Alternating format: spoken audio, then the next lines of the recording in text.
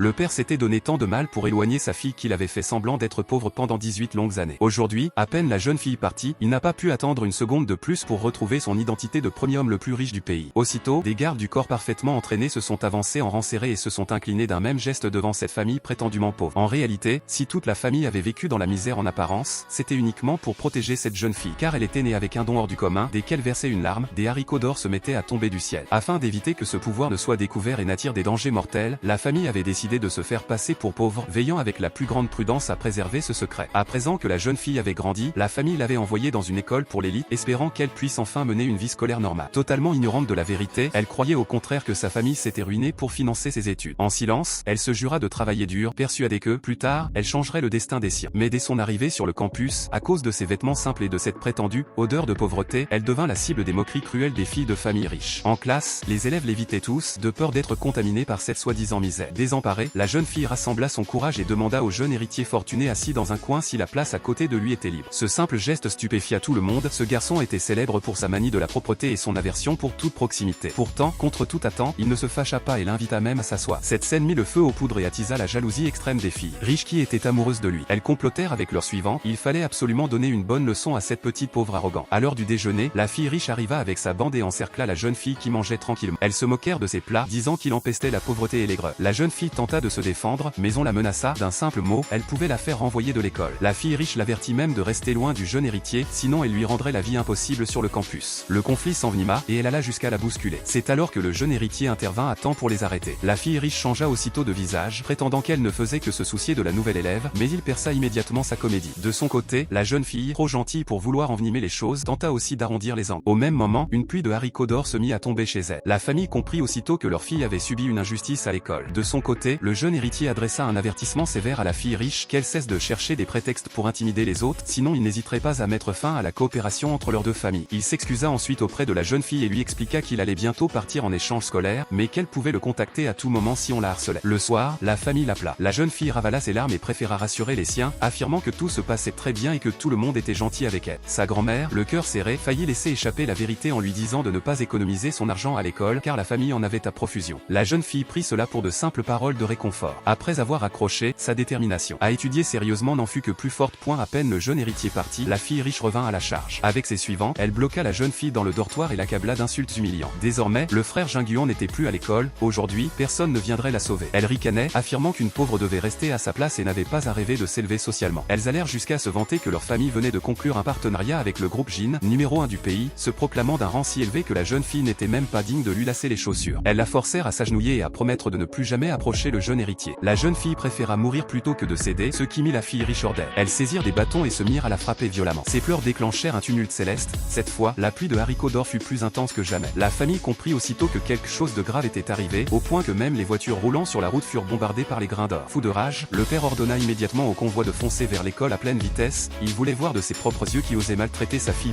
Dans le dortoir, l'une des suivantes proposa même de lui balafrer le visage pour voir comment elle pourrait encore séduire qui que ce soit à l'avenir. À cet instant critique, le président du conseil d'administration de l'école fit irruption. Il comptait initialement rendre justice à la jeune fille, mais la fille riche évoqua aussitôt la coopération de sa famille avec le groupe Jin pour le menacer. Le groupe Jin, généreux mécène ayant financé 5 bâtiments de l'école, était un poids lourd. Le président fut immédiatement intimidé et fit un revirement complet. Au lieu de la protéger, il se mit à accuser la jeune fille.